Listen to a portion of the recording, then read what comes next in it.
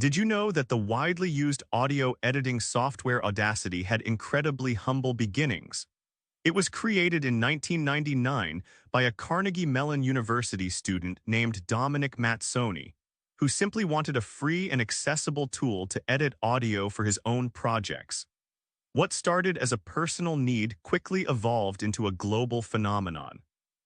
Today, Audacity is not just for casual users.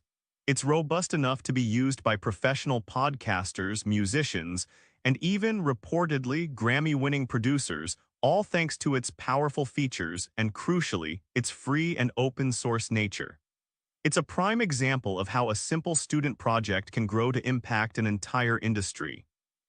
If you found this story of Audacity's journey from student project to professional tool interesting, subscribe, like, and share for more insights into the world of open-source software and its impact on creative fields.